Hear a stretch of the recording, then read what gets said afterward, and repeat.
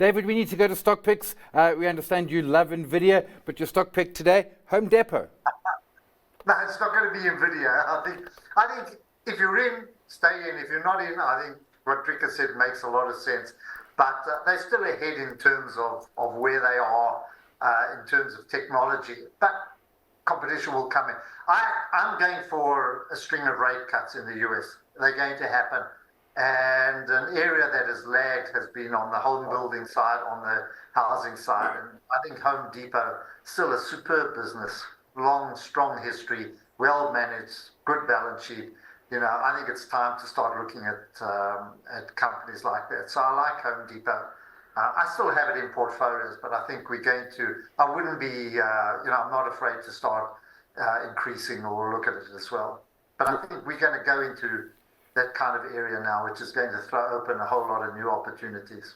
Yeah, and potentially if we start seeing some rate cuts, that could help as well. Drikus, you came at one that I've never heard of before. I'm going to mispronounce it, but I'm going to try it. LyondellBassel. Oh, LyondellBassel, that's from, with my Afrikaans accent. But it's not a small company. I think it's the second biggest, basically chemical company in Texas. They've got a JV previously with Sasfin, so that's the name LyondellBassel should ring a bell.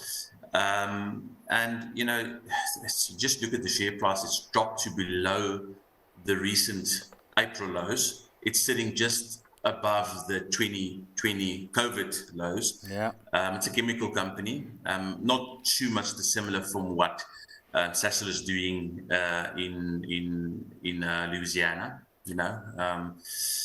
with the chemical business, and it's plastics at the end of the day. And no, the chemical market isn't a downturn; it's a cyclical business. You try to buy these when the P's are high. Now the P is high after the latest set of quarterly statements, and I do not suspect the next 2 or 3 quarterly statements to be great either.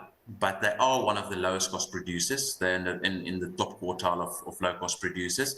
They will sit this one out. They've got a very strong balance sheet, and it's trading at an 11% dividend yield at this moment. Even if they do cut a dividend yield, which they can hold on to, you'll still sit with a 5%, 6% dividend yield. So if you're willing to ride the downturn in chemicals out, this is the way to do it. This is like buying Sasfin at 50 Rand. Yeah, okay, and actually I saw that dividend yield and I thought maybe there was an error, but you confirmed dividend yield of 11%. That's all for Stockwatch today. Thanks to our guest, David Shapiro, Sasfin Securities, Drikus Combrinck from Capicraft. Up next, The Close. Stay watching.